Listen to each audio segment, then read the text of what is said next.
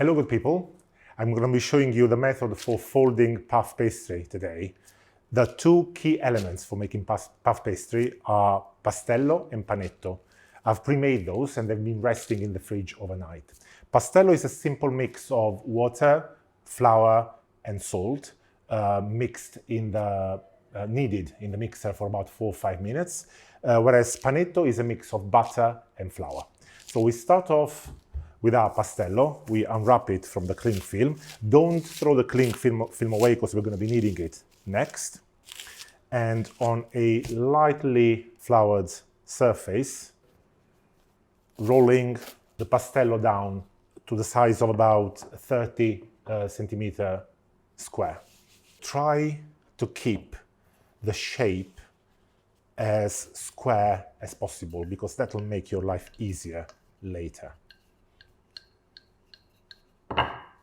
Once that is done, we take our panetto. This is, as I said, this is mainly butter with some flour. It's been resting in the fridge overnight, so it's nice and solid. I'm going to be placing it in the middle of my pastello at a 45 degrees angle. And then I'm going to be folding the corners over.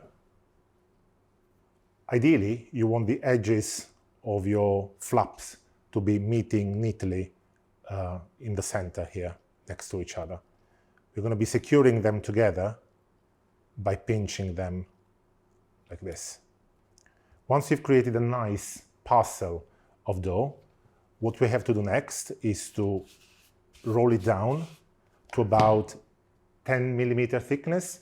And to do that, I like to use these silicone spacer rings, just because they give me better control on the thickness and make it much more even. I highly recommend them. Now, when rolling it down, the butter will be very stiff. So before you actually start rolling, it's best to squash it like this first, until it gets to a decent thickness. And then again, as before, you want to try and keep this as square as possible. There we go. If you need to flour the surface a little more, feel free to do so. You don't want it to stick, but use flour very sparingly, because you want the pastry to stick to itself, and if you use too much flour, it won't. So once you've got it at a nice 10 millimeter thickness, again, adjust the sides so they are as square as possible.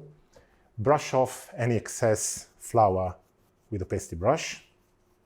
And now what you want to do is to divide, ideally, your pastry into 3 equal segments, and then fold the right segment over the center, and then the left segment over the center again.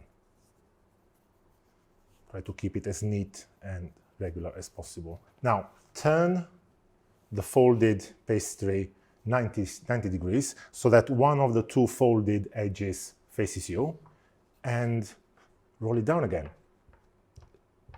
to 10 millimeter thickness roughly. Now, as we did before, brush off the excess flour. Ideally divide it into 3 segments again, and let's repeat the folding. Right segment over the center, left segment over the center. So that is the second fold completed.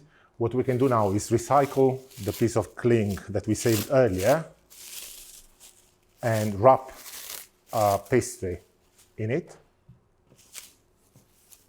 Store it in the fridge for about 30 to 40 minutes. What we want is the butter in the layers to solidify again and become hard again, so that we can move ahead with a further folding later on.